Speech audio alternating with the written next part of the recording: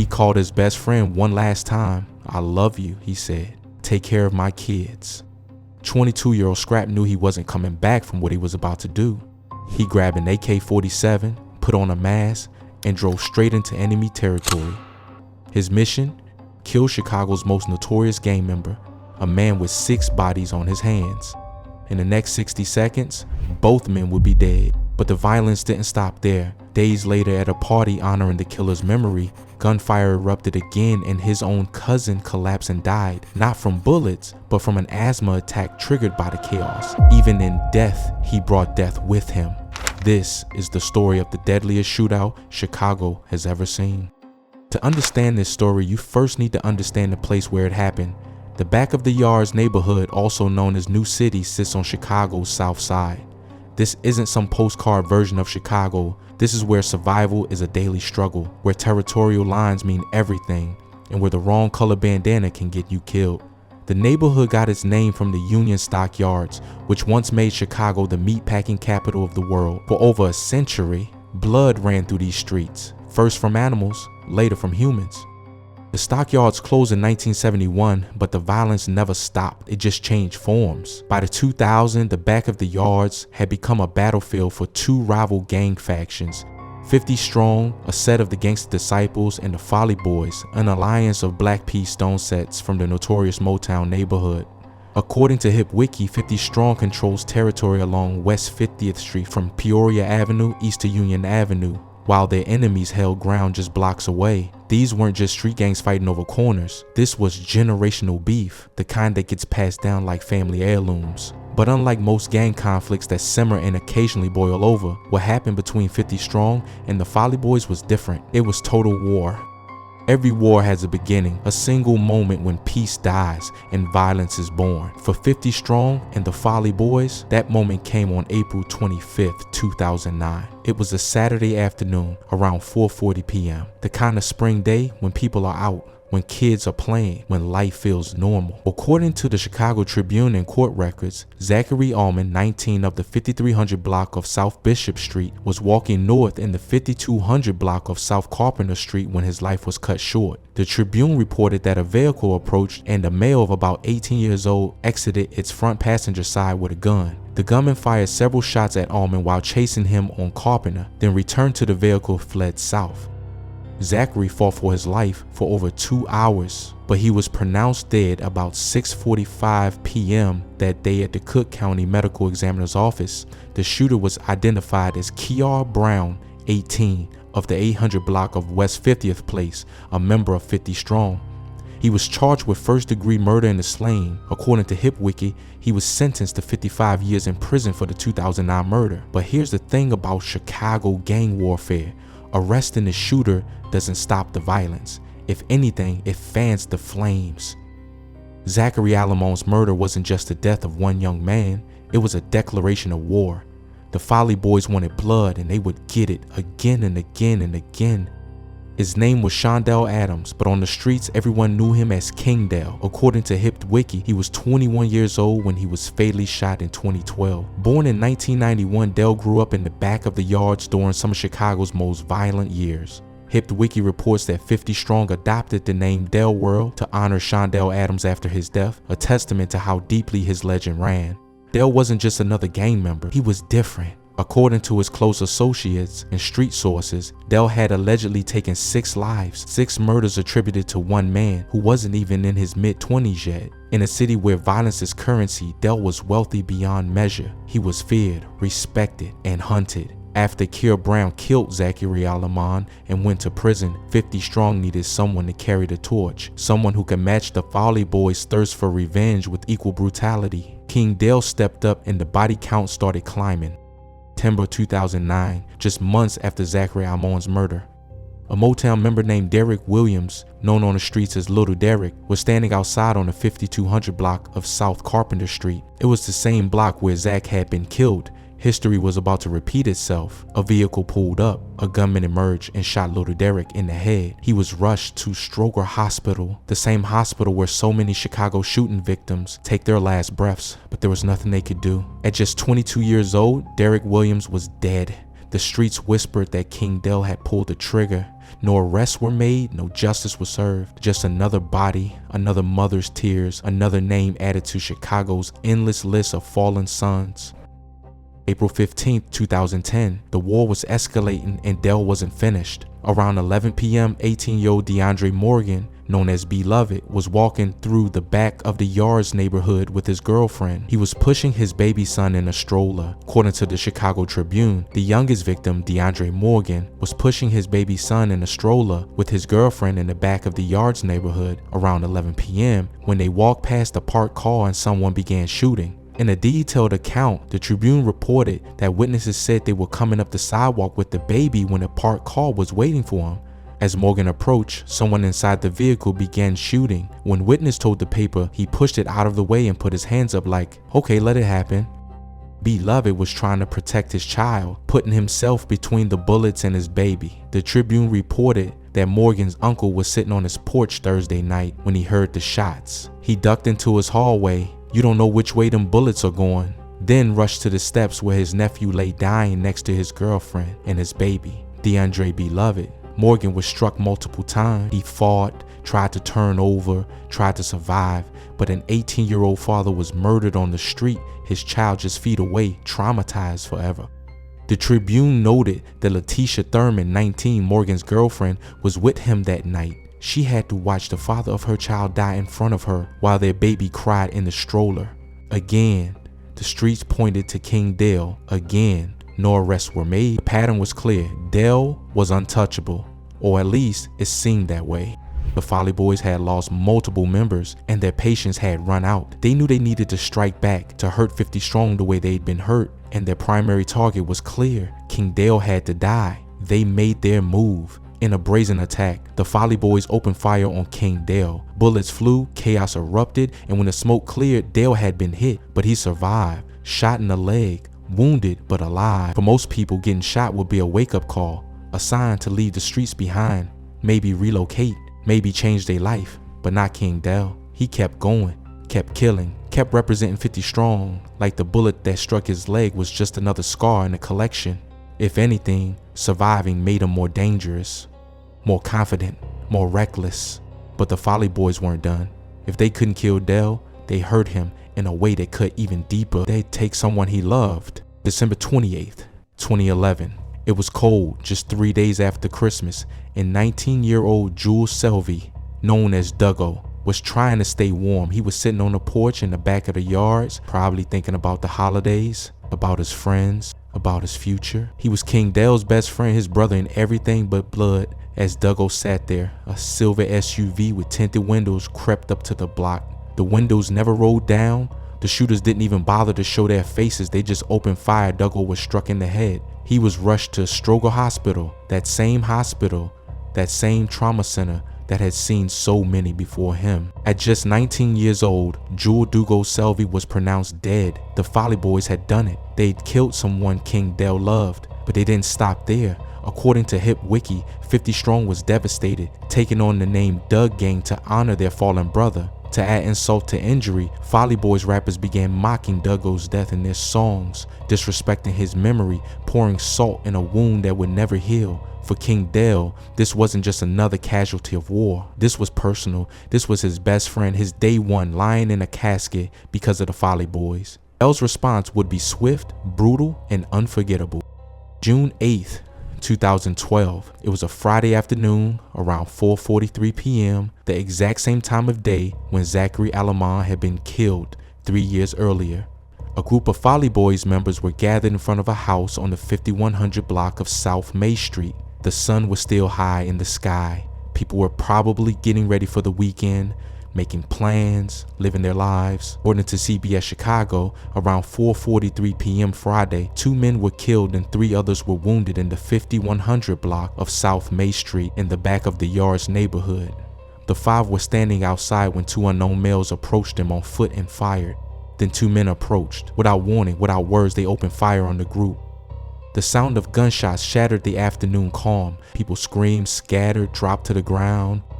When the smoke cleared, 5 people had been shot. 3 would survive their injuries, bearing physical and psychological scars for life. 2 would not. CBS Chicago reported that Rashawn Stephanie, 22, of the 1300 block of West 49th Street, and Mario Jackson, 26, of the 5100 block of South Morgan Street, died a short time later at Stroger Hospital. The dead were Rashawn Kamikaze Mazi, Stephanie, and Mario Zio Jackson. Both were beloved members of the Folly Boys, and their deaths sent shockwaves through Motown. But here's what makes this even more tragic. Mario Zio Jackson's brother, known as T-Mac, had been killed on the exact same street just 2 years earlier. The same block, the same war. 2 brothers, both gunned down in the prime of their lives, their blood spilling on the same concrete. Among the wounded was even 5 Star, a rapper who had disrespected Duggo in his songs. He had been shot in the buttocks, a humiliating injury that served as its own kind of street justice. The streets once again whispered the same name, King Dell. He was allegedly one of the shooters, possibly along with another 50 Strong member known as KG the Shooter, the trigger man who had just doubled his body count in a matter of seconds. For King Dell, for Scrap, who had already lost Zach, T-Mac, Beloved, and Little Derek, friends, relatives, brothers, this was the breaking point. He was fed up. He'd lost too many people to King Dell's reign of terror. For the Folly Boys, it was the final straw. His name was Jonathan Duncan, but everyone called him Scrap, also known as SOD or Bo. According to the Chicago Tribune and Cook County Medical Examiner, he was 22 years old from the 5200 block of South Racine Avenue. At his young age, he was already a top member of the Folly Boys, respected in the hood, known for getting money and handling business. But the deaths of Mazi and Zio, especially Mazi, broke something inside him. Scrap didn't just want revenge, he needed it. He became consumed by a singular purpose: kill King Dell, no matter the cost. According to sources close to him and social media posts, Scrap made a chilling confession before his final mission. He allegedly told someone he loved that he knew he might not make it back, that he loved them and asked them to take care of his kids if anything happened. It was the kind of goodbye you give when you know you're walking into the fire and probably not walking out. Scrap wasn't delusional. He knew exactly what he was doing. This wasn't about survival. This was about honor, about avenging his fallen brothers, about making sure King Dell paid for what he'd done. June 10th, 2012, just 2 days after the double murder, Scrap was ready to move. He called his best friend, a Folly Boys member named Vasco, for what would be their last conversation. It was time. According to the Chicago Tribune, 5 people were wounded at about 11:30 p.m. Sunday at a party in the 700 block of West 50th Place in the back of the Yard neighborhood when a man armed with a gun opened fire. 50 Strong was having a gathering. Some called it a block party, others a basketball game, right in the heart of their territory. Members were playing basketball, laughing, enjoying the summer night. Among them were some of the gang's most prominent figures: CEO, KG the Shooter, many names, Boss V's, Squad, and of course, King Dell himself. They felt safe. This was their block, their territory, their home. Nobody saw the vehicle pull up. Nobody noticed the 2 masked men emerging, armed with an AK-47 and other weapons. By the time 50 Strong realized what was happening, it was already too late. Jonathan Duncan and an unknown co-offender opened fire on the large group. They were outnumbered, significantly outnumbered, but they had surprise on their side, and they had firepower. Scrap aimed primarily for one target, King Dell, and he didn't miss. Assault rifle rounds tore through Dell's body, hitting him in the head and torso. According to CBS Chicago, one man, Shondell Adams, 21, of the block where the shooting happened, was shot multiple times and was taken to Stroger Hospital of Cook County, where he was later pronounced dead. The man who had terrorized the Folly Boys for years, the killer they feared most, dropped to the ground. King Dell was dead before his body hit the pavement, but 50 Strong wasn't going down without a fight. Scrap was still firing, focused entirely on making sure Dell was dead, so consumed with his mission that he didn't notice what was about to happen. The crowd returned fire immediately. Bullets flew in every direction. The sound of gunfire echoed through the neighborhood, waking residents, sending people running for cover. CBS Chicago reported that another man, Jonathan Duncan, 22, of the 5200 block of South Racine Avenue, was shot in the head and also died at Stroger Hospital. One bullet hit him in the head, likely fired by a 50-strong shooter known as CO, and Scrap collapsed, dropping his AK-47. He tried to crawl toward the car, tried to reach safety, his body broken but his will to survive still fighting, but it was too late. The second shooter, Scrap's accomplice, managed to escape, fleeing in a tan Buick Rendezvous. He lived to fight another day, but Scrap wouldn't be so lucky. What happened next was a scene of raw, unfiltered rage. The 50-strong members chased Scrap down as he desperately tried to crawl to the getaway car. They surrounded him. They ripped the mask off his face, revealing the man who had killed their beloved Duggo and now their leader, King Dell. Recognition flashed across their faces. They knew exactly who this was. And then the violence escalated.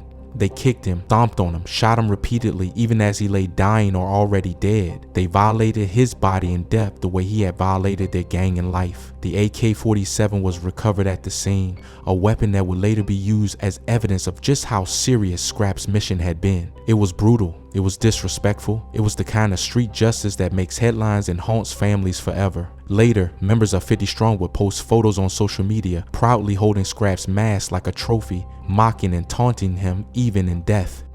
The Folly Boys shot back on social media, taunting Dell and the GDs, turning grief into digital warfare. According to the Chicago Tribune and Cook County Medical Examiner, 2 of the wounded, Jonathan Duncan, 22 of the 5200 block of South Racine Avenue, and Shondell Adams, 21 of the 700 block of 50th Place, were each pronounced dead at area hospital. The other 3 victims, a 28-year-old man and 2 females, ages 20 and 16, all suffered minor wounds and were listed in good condition.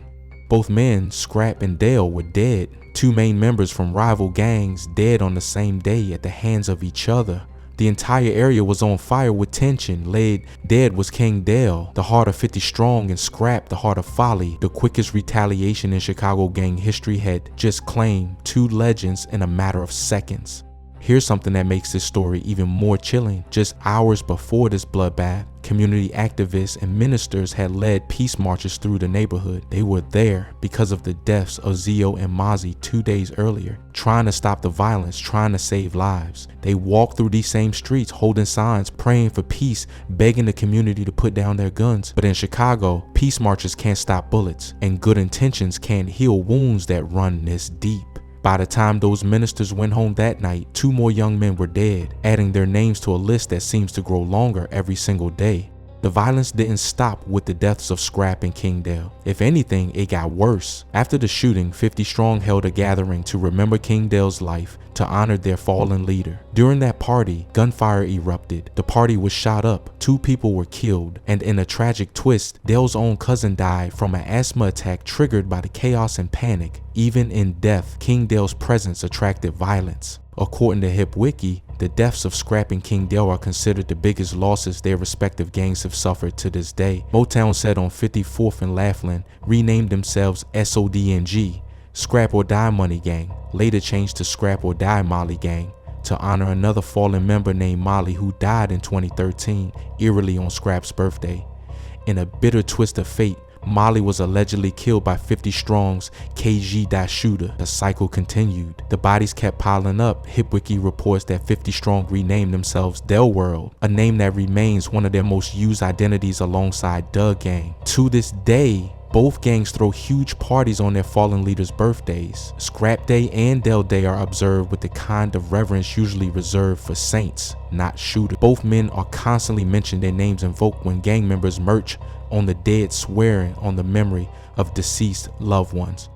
This story isn't unique to 50 Strong and the Folly Boys. It's playing out across Chicago every single day. According to HipWiki, Chicago is considered the most gang-occupied city in the United States, with 150,000 gang-affiliated residents, representing more than 100 gangs. The violence in neighborhoods like Back of the Yards is relentless. For more than 100 innocent people in the back of the yards, there's a mural listing the names of those who have been caught in the crossfire the past 40 years, a wall with very little room left. Dell was 21 years old when he died. Scrap was 22. Between them, they'd allegedly taken at least 8 lives, maybe more. They left behind grieving mothers, fatherless children, communities torn apart by violence. They died as they lived, by the gun, in the streets, taking their enemies with them. Some call them legends, some call them killers. Maybe they were both. What's undeniable is that their deaths marked a turning point in Chicago gang warfare, a moment so shocking that it's still talked about over a decade later. The images of that night, 2 bodies on the ground,